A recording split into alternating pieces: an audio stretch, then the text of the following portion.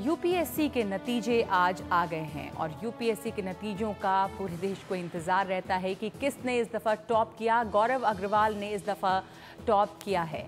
लड़कियों में भारती दीक्षित टॉपर बनी है, मनीष शर्मा को दूसरा नंबर मिला है, रचित राज थर्ड टॉपर हैं। कुल 1122 कामयाब उम्मीदवारों की लिस्ट आई है। टॉप 25 में 15 लड़के और 10 लड़कियां हैं। और हम आपको बता दें कि आज हमारे साथ हैं जयपुर के गौरव अग्रवाल, जो हमारे साथ नेशनल रिपोर्टर में जुड़ रहे हैं। आप गौरव के परिवार की तस्वीरें देख रहे थे। जयपुर के रहने वाले हैं गौरव, लेकिन उन्होंने पिछले साल ही यूपीएससी में आईपीएस की परीक्षा जो है वो उसमें उन्होंने कामयाबी पाई थी और इसलिए इन दिनों वो हैदराबाद के पुलिस अकादमी में ट्रेन कर रहे हैं। गौरव हमारे साथ जुड़ रहे हैं। गौरव, बहुत बहुत मुबारक हो आपको ये नई कामयाबी। वैसे कामयाबियों की आपको तो आदत होगी, क्योंकि आपने न सिर्फ पिछले साल आईपीएस बल्कि आईआईटी, आईआईएम, ये तमाम इम्तिहान पहले आपने इसमें कम्पीट किया था और इस सब चीज़ों के बावजूद फिर अब आईएएस करना चाहते थे आप। मैम, ये जो जॉब होता है आईएएस का, ये काफ़ी डिफरेंट तरीके का जॉब होता है, क्योंकि इस जॉब में ये आपके किसी कॉर्पोरेट जॉब की तरह नहीं होता, ये ऑफिस जॉब नहीं है। आपको इस जॉब में जो है आप आम जन से मिलेंगे, कॉमन लोगों से मिलेंगे, आप उनकी प्रॉब्लम्स देखेंगे, आप उनसे सीखेंगे वो किस तरह से रहते हैं, उनकी समस्याएं क्या हैं, और आप फिर उनको समझ के जो है उनको सॉल्व करने की कोशिश करेंगे। आप जो है उनका कुछ बेटरमेंट करने की कोशिश करेंगे जहाँ तक संभव होगा। तो इस वजह से क्या है, ये जॉब काफ़ी चैलेंजिंग है, काफ़ी डायनेमिक है। और in terms of any job, जैसे मैंने इन्वेस्टमेंट बैंकिंग करता था मैं, वो भी काफ़ी चैलेंजिंग जॉब था, और वो काफ़ी अच्छा जॉब भी माना जाता है। बट इवन उसके कंपैरिजन में भी ये वाला जो जॉब है, because of the public interface जो है इसके अंदर, इस वजह से ये मेरे को काफ़ी अपीलिंग जॉब लगता है। गौरव, आपने जैसा बताया अभी, और हम सब जानते हैं कि आप आईआईटी में थे, उसके बाद आईआईएम में, और आप हांगकांग में बहुत अच्छी नौकरी कर रहे थे कॉर्पोरेट सेक्टर में। आपने बताया इन्वेस्टमेंट बैंकर थे, तो बहुत काफ़ी अच्छे पैसे आपको मिल सकते थे, बहुत हाई पेइंग जॉब था ये। आजकल तो दौर है कि ज़्यादा से ज़्यादा पैसे की तरफ लोग भाग रहे हैं, फिर इतनी हाई पेइंग जॉब छोड़कर इस गवर्नमेंट जॉब को चुनने की आपके लिए पास वजह क्या रही? मैम, आपने जैसे पैसे की बात की, तो मैंने वहाँ पे 3-3.5 साल काम किया था, और उतने में मुझे पता चल गया था कि पैसा इतनी बड़ी फोर्स नहीं हो सकती कि आदमी जो है 30-35 साल जो है सिर्फ पैसे के लिए काम कर सके। आपको जब काम करना है तो आपको जो है कुछ लार्जर मीनिंग ढूंढना होता है, एक लार्जर मीनिंग। अब मेरी जैसी प्रोफाइल जिस तरह की थी, उसमें कोई भी कॉर्पोरेट जॉब मिलना, कंफर्टेबल लाइफ रहना, एक अच्छा खासा पेइंग जॉब मिलना, ये सब मेरे लिए आसान सा था कि मतलब ये सब मेरी जैसी प्रोफाइल के लोगों को नॉर्मली मिल ही जाता है। लेकिन वो जॉब जो होते हैं इतने एनरिचिंग नहीं होते जितने कि ये वाला जॉब जो है, इस तरह का जो इतने मीनिंगफुल नहीं होते। देखिए, अपने लिए हर कोई कुछ कर लेता है, लेकिन आप यदि औरों के लिए कुछ कर पाएँ तो उसके अंदर जो मीनिंग होता है वो एक अलग ही बात आ जाती है। तो आपको लग रहा था कि आप आईएएस बन के औरों के लिए कुछ कर पाएंगे, हालांकि आईपीएस आप बन ही चुके थे और अभी भी आप ट्रेन कर रहे हैं। ये जो आईएएस का क्रेज़ है वो अभी भी बहुत ज़्यादा, कम से कम बिहार और उत्तर प्रदेश जैसे जगहों में तो बहुत है। आपके राजस्थान में भी अभी भी है क्या ये आईएएस, अभी भी ड्रीम जॉब है वहाँ भी?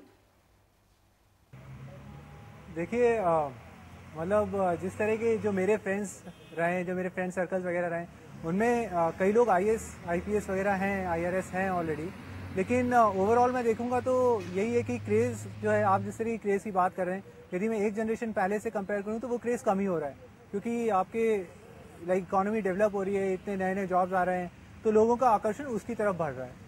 लेकिन आपको लगातार इस चीज़ की जोश था कि आपको आईएएस क्लियर करना है। वैसे आपने पिछले साल यूपीएससी कम्पीट किया और बड़े अच्छे रैंक से किया, आप आईपीएस के एग्ज़ाम क्लियर कर चुके थे। आप इन दिनों ट्रेन भी कर रहे हैं हैदराबाद की पुलिस अकेडमी में। आपने जो पब्लिक सर्विस की बात की, आप पुलिस में रह के भी पब्लिक सर्विस कर सकते थे, फिर भी आपको आईएएस करने का कि मुझे इसी में कम्पीट करना है, इसके पीछे क्या वजह थी? जी हाँ, क्योंकि मुझे जो है ये अलग हटके ये वाली चीज़ करनी थी, इसलिए मतलब मेरा ये काफ़ी क्लियर था। जब वो जॉब छोड़ रहा था, ठीक है, तो छोड़ते हुए भी वो वाला जॉब छोड़ते हुए मेरे को एक पल भी जो है ये डाउट नहीं आया कि यार मैं इतनी अच्छी नौकरी जो है छोड़ रहा हूँ। इस रिस्क के लिए और इतना बड़ा रिस्क ले रहा हूँ, कभी कोई डाउट नहीं आया, क्योंकि मेरे मन में क्लियर था मेरे को यही करना है। शुरू से आईएएस बनना चाहते थे, आईआईटी में गए, आईआईएम में गए, लेकिन फोकस जो था आपका इसी में था। तो ऐसा क्या खास लगता है आपको ये इंडियन एडमिनिस्ट्रेटिव सर्विस में जाना? इसके पीछे आप आईपीएस से भी आगे बढ़ के आईएएस बनना चाहते थे, आपके लिए इसमें क्या खास है? देखिए, आईपीएस और आईएएस दोनों जॉब्स जो हैं काफ़ी अच्छे जॉब्स हैं। दोनों में ही रह के आप जो है पब्लिक के लिए, आम जन के लिए काफ़ी कुछ कर सकते हैं। आईएएस का जॉब मुझे थोड़ा बेहतर इसीलिए लगता है सिर्फ क्योंकि उसके अंदर आप ज़्यादा तरीके से लोगों की मदद कर सकते हैं, और जो है उसमें आपकी करियर का जो स्कोप है वो थोड़ा सा बेटर होता है। इस वजह से जो है आईएएस मेरी फर्स्ट प्रेफरेंस थी। और गौरव, अभी आपकी कुछ ही दिनों पहले शादी हुई है 4 जून को। बहुत मुबारक हो आपको इसके लिए भी। और अब तो आपकी खुशी दोगुनी हो गई, एक शादी हुई अभी, उसके बाद अब फिर आप ये अपना ड्रीम जॉब जो आपका था वो आप क्वालिफाई करके, ड्रीम एग्जाम। लेकिन शादी की वजह से थोड़ा डिस्ट्रैक्शन नहीं रहा? ऐसे खुशी दोगुनी ज़रूर हो गई है, लेकिन बीच में ये सब कुछ भी हुआ। जी हाँ, दुगनी हो गया। इनफैक्ट डिस्ट्रैक्शन नहीं, इफ़ एनीथिंग मेरी वाइफ जो है वो मेरा सोर्स ऑफ स्ट्रेंथ ही रही है। लाइक पिछले 8-10 महीने से हम एक दूसरे को जानते हैं, और उसने मुझे हमेशा से ही जो है प्रिपरेशन है पूरा सपोर्ट किया है, कभी डिस्ट्रैक्शन जैसा कुछ नहीं रहा। और आगे का क्या प्लान है? अब अभी आप ट्रेनिंग कर रहे हैं, जो पुलिस अकेडमी है हैदराबाद में, अब आप उसे छोड़ेंगे अभी? जी हाँ, अभी प्लान तो यही है कि मम्मी पापा यहाँ पर आएंगे, उसके बाद जो है मैं उनके साथ चला जाऊँगा। अब ट्रेनिंग का तो यही है कि अभी जब पुलिस का जॉब अब करना नहीं है तो फिर अब ट्रेनिंग भी शायद मैं बीच में छोड़ दूँ। अभी मम्मी पापा से डिस्कस करके जो है मैं फाइनल डिसीजन लूँगा। जी। और अब आप जब जयपुर जाएंगे, जाहिर है कि अब जयपुर जाएंगे, तो अभी अगर आप सोचें तो वहाँ का क्या नज़ारा आपके जहन में भी आ रहा है? खूब सारे लोग, रिश्तेदार, पड़ोसी, तमाम दोस्त, घर भरा हुआ होगा।